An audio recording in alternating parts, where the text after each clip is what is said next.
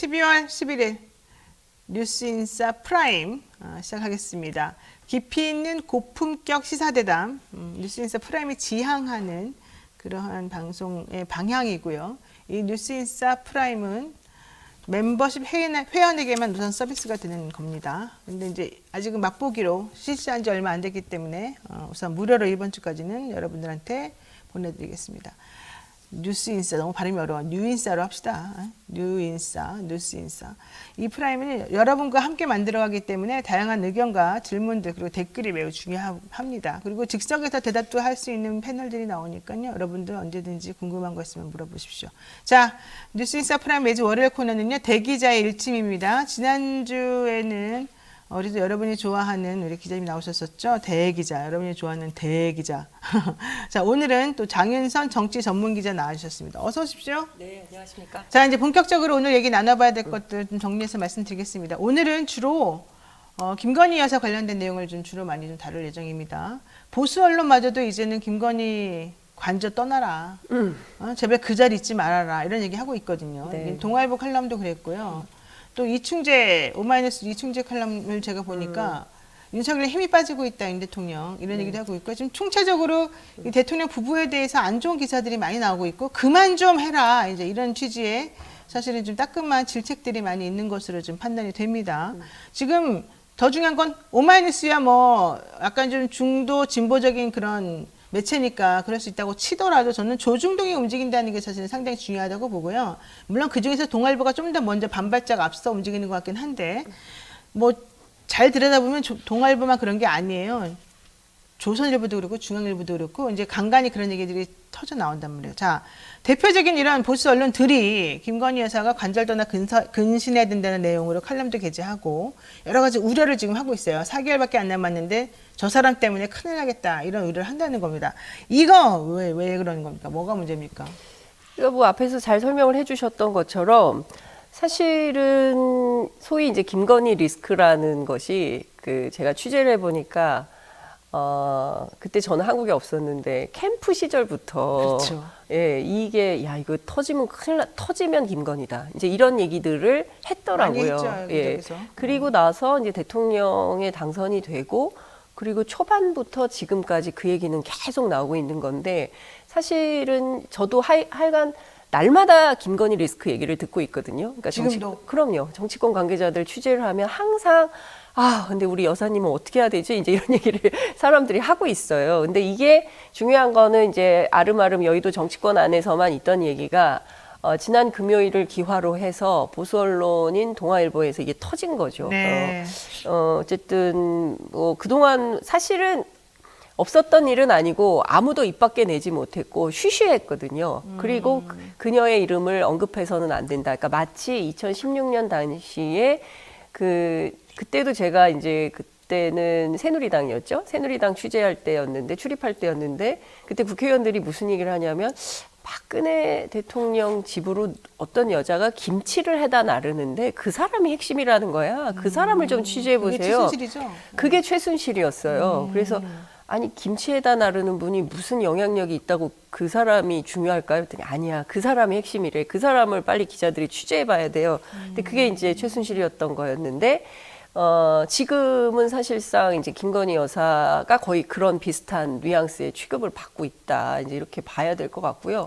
근데 그때는 어떤 비선 실세였지만 지금은 부인이잖아요. 네, 그러니까 부인이 상당히 막강한 영향력을 행사하는 데 대한 어떤 걱정, 우려 이런 게 보수 진영 안에 있었던 건데 이제 그거를 외화한 거죠. 칼럼이. 이 나라 보수는 김건희 리스크를 더 이상 안고 갈 수 없다. 이 굉장히 센 얘기입니다. 네. 사실은 영부인은 이름을 이렇게 걸어가지고 더 이상 안고 갈 수 없다. 더 심각한 거는요. 사실은 이게 명품백 논란으로 촉발된 거거든요. 그래서 하급직 공무원 부인들도 이런 거 받으면 안 된다는 기본 상식이 알아요. 있는데 네, 기본 상식으로. 세상에 카톡으로 이거를 받고 명품이면 오라 그러고 비명품이면은 아예 대답도 안 하고 야 이게 말이 되니 이게 뭐 AI 뭐 페이크 뉴스라고 생각을 했었는데 이게 진짜 사실이라고 하는데 어떻게 이걸 그냥 넘어갈 수가 있냐라는 분노의 표현인 거예요. 그래서 김건희 여사 하루 빨리 국민 앞에 사과해야 되고 관절을 떠나 서초동 사가로 거처를 옮겨서 근신하라. 아예 그냥 들어가라. 나오지 마라. 그러니까 얼굴 거의 보이지 무슨 마라. 조선시대 조선시대 냉동으로 보내는 거야. 네, 그냥 막 거의 그런 분위기로 얘기를 하는 거예요. 그러면서 이제 암만 부부관계를 하더라도 사적인 인연이니까 띄어버려라. 거의 뭐 그런 식의 얘기를 하고 있는 그러니까요. 겁니다. 대통령은 관저에 있는데 부인은 서초동 사과로 들어보내라는 이거는 정말 별거를 지금 종용하는 거잖아요. 그러니까요. 그렇기도 하고 이런 거예요. 또 하나는 김건희 리스크는 총선과 나라의 진로. 나라의 진로에 지속적으로 상당한 영향을 미칠 사안이다. 이렇게 그렇지. 규정을 하고 있고 그렇지. 따라서 윤석열 대통령은 특별감찰관 아직 임명 안 하고 있잖아요. 네. 뭐 문재인 정부 때 안 했으니까 우리도 안 한다 이제 이러고 있는 건데 이런 거는 빨리빨리 문재인 정부 맨날 욕하면서 이런 건 좀 잘 하면 좋을 텐데 이런 것도 따라 배웁니다. 그래서 조속히 임명을 해서 확고한 의지를 피력해야 된다 이런 주장을 하고 있습니다. 무슨 얘기냐면 보수 언론이 이 상황 굉장히 엄중하게 보고 있고 다른 건 몰라도 이게 가랑비에 속옷 젖듯이 아유 그 양반이 명품을 그냥 300짜리를 그냥 받았다는 거 아니야 라는 게 동네 엄마들 사이에서 쫙 입소문이 돌면 내년 총선 하나만 하다 이런 판단을 하는 겁니다.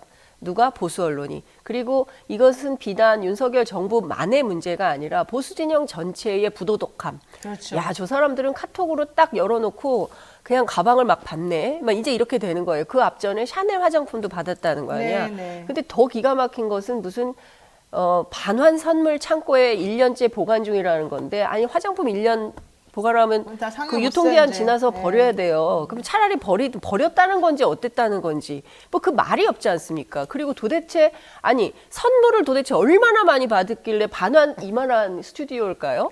창고를 만들어 놓고 반환 선물 창고가 있다는 게 그게 말이 됩니까? 옛날에 그랬대잖아요. 초등학교 선생님들 옛날에 한창 촌지 같은 거 많이 받을 때 네. 여자 초등학교 선생님 집을 한번 뭐가 일이 있어서 급습을 했는데 그 안에 딱 열어보니까 금고 같은 게 엄청 큰 금고 안에 모든 선물이 다 들어있다는 거야. 뭐 백부터 시작해서 화장품부터 시작해서 돈이면 뭐 이미 그 유통기한 다 지난 것들이 그게 다 모아놓은 사람도 있대요.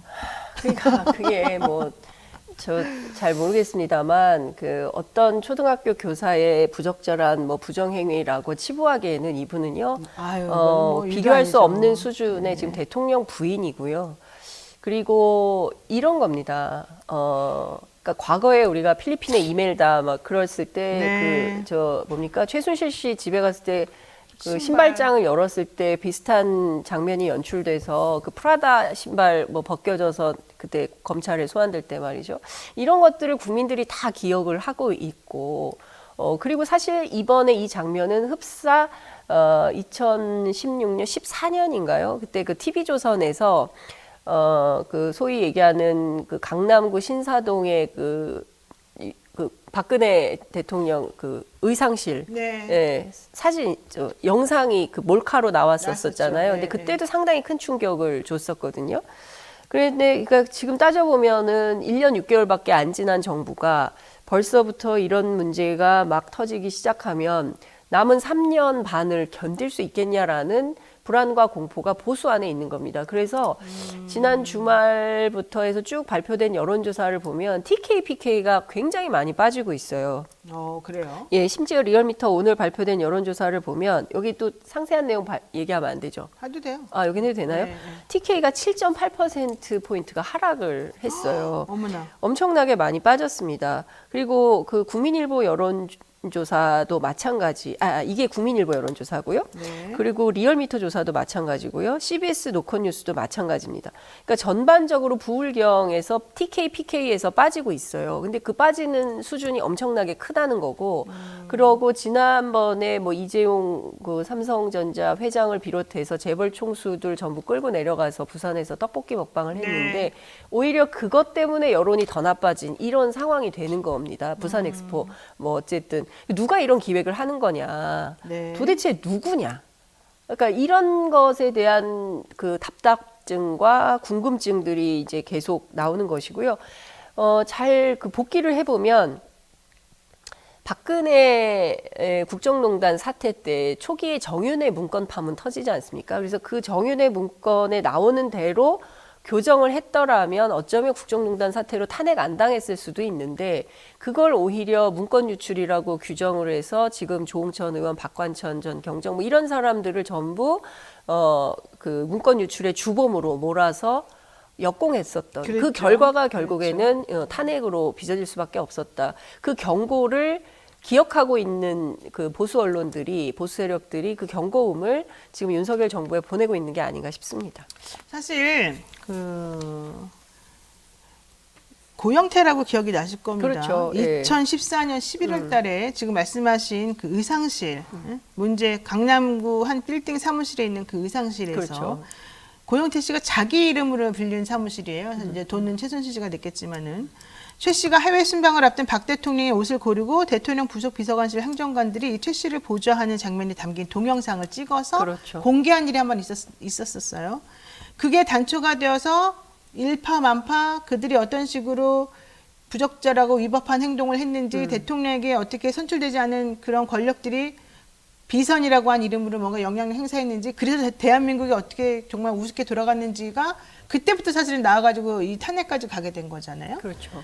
지금 이번에 최재형 목사가 대통령 부인에게 카톡으로 보내면서 만납시다 했는데 안 만나주고 선물 사진 보내서 봅시다 그러니까 두 번이나 만남이 이루어지고 근데 이걸 가지고 보도했더니 이제는 이런 걸 가지고 함정 취재다 이런 얘기하면서 마치 그걸 보도한 사람이 잘못인 것처럼 지금 막 몰아가고 근데 이게 예전에 고영태 씨가 처음 나와가지고 최순실 씨에 대한 문제를 제기했을 때하고 비교해 봤을 때 구조가 특별히 많이 다른 것도 아니고 그걸 교훈으로 해서 우리는 이 공적인 사람들에 대한 여러 가지 알 권리나 이런 측면에서의 보도 물론 어느 정도 이제 좀 부적절한 부분도 있습니다만은 그런 것들이 나쁘다라고 지금 보기보다는 실제 대통령 부인이라고 하는 그 큰 위치가 주는 것이 얼마나 엄중한 것인가를 스스로 깨닫게 되기를 바란다는 쪽으로 더 포인트가 가야 되는데 사실 그렇게 하지 않으면 막 덮기에 급급했었단 말이죠.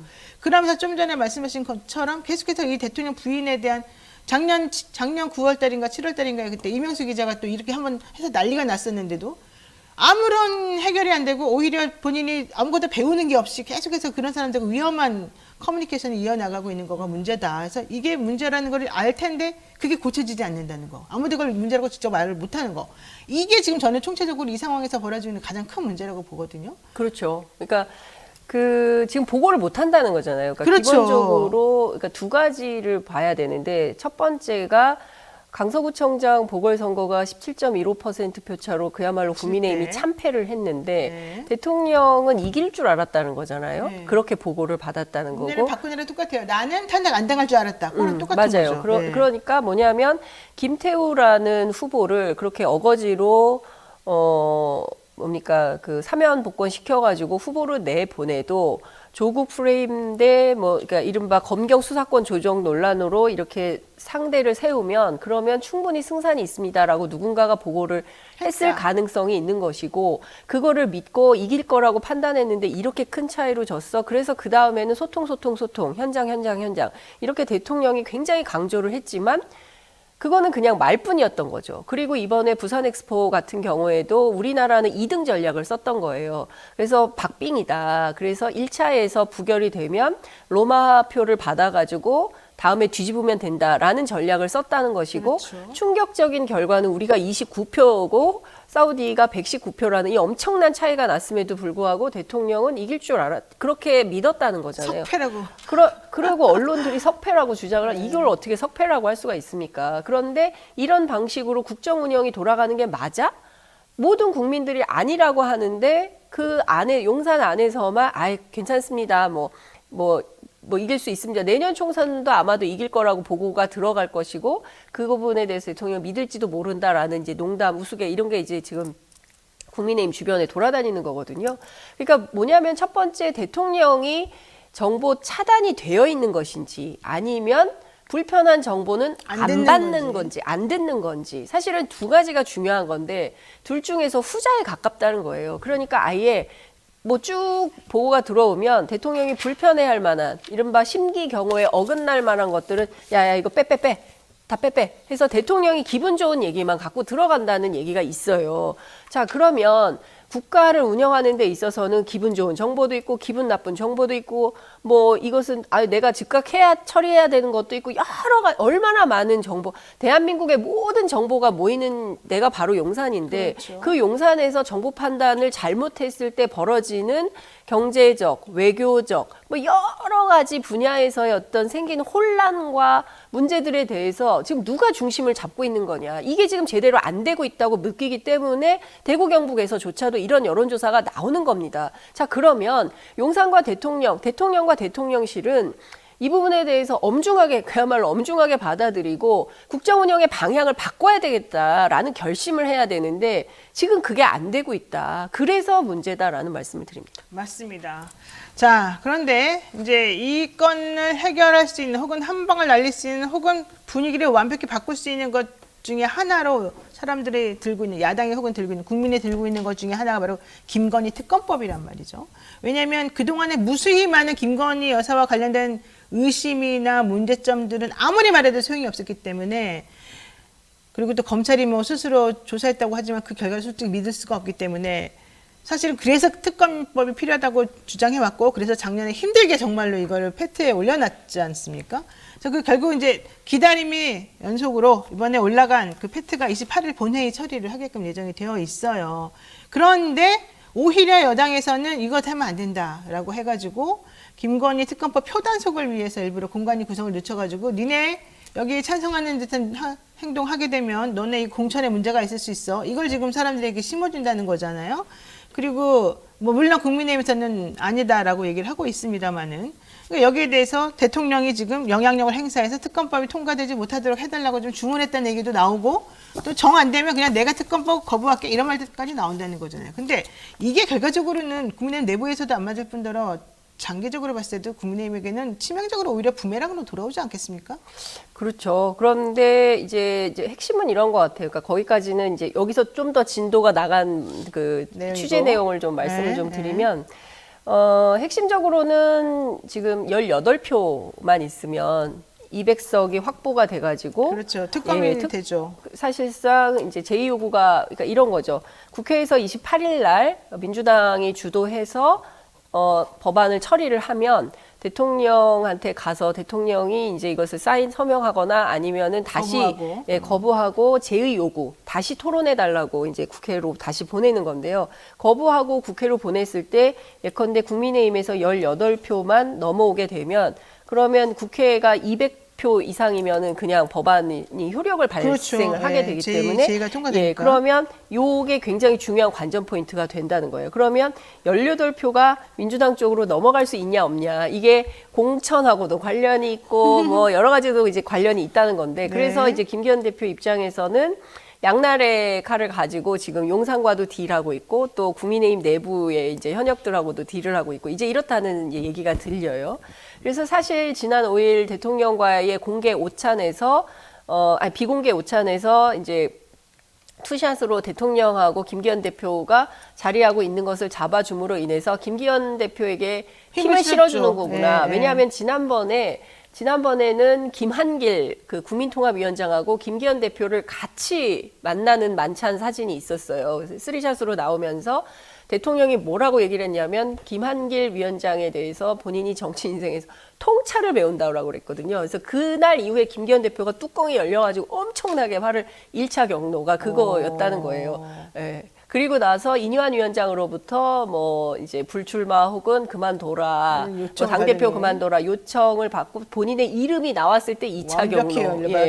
그래서 이건 도저히 참을 수가 없다면 이제 이런 얘기가 있었다고 이제 그 국민의힘 주변 관계자들이 이제 전해주고 지도부 관계자들이 전해주는데, 어쨌든 김기현 대표가 끝내 한 칼은 있을 거다라는 게 이준석 전 대표의 분석이기도 했는데, 아니나 다를까 이제 역시 영남 중진 사선 의원답게 이제 그렇게 정치력을 발휘하고 있는 국면이라고 볼 수 있는데, 용산 같은 경우에는 대통령 입장에서는 사실 그날 5일날 오찬에서 대통령이 부탁을 했다는 소문이 있는 거잖아요. 김건희 특검법을 좀 잘 좀 처리를 해달라라는 얘기가 있었고, 실제로 만약에 그런 게 사실이라고 한다면 사실 그것도 위법한 겁니다. 그럼요. 그러면 안 되는 거예요. 불법이에요.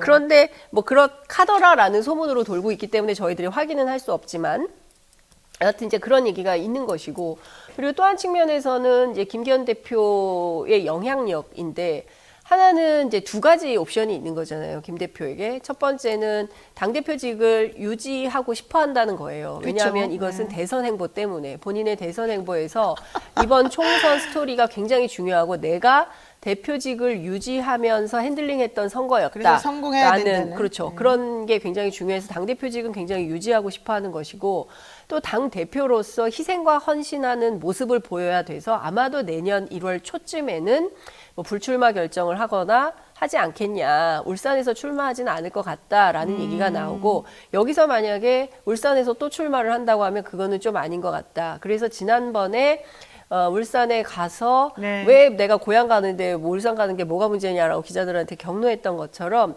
그것은 어찌 보자면 say goodbye, 울산과의 작별을 위한 거 아니겠냐라는 얘기가 나오고 있기도 합니다. 근데 여하튼 이 두 가지 옵션 가운데 어쨌든 제일 놓고 싶어 하지 않은 것은 당대표직.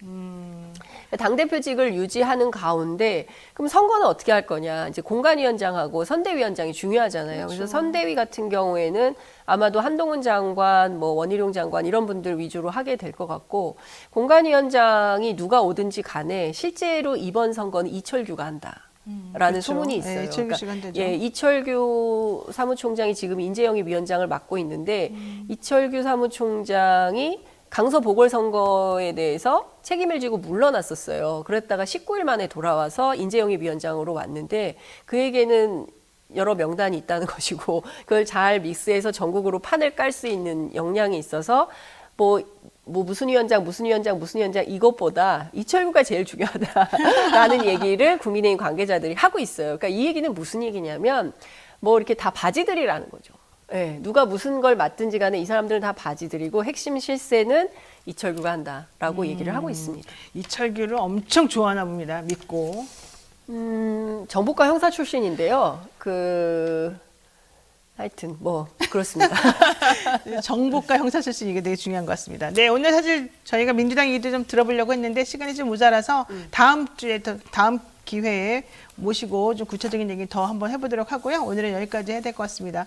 매주 월요일 코너 대기자 일침, 오늘도 대기자 우리 장윤선 기자 대기자 아닙니다. 대기하고 있습니다. 장윤선 대기하는 기자의 일침을 들어봤습니다. 뉴스인사 프라임에서는 기존 일부에서는 듣지 못한 그런 깊이 있고 좀 더 공격적이고 적극적인 사고방식을 여러분들이 이해하고 들을 수 있습니다.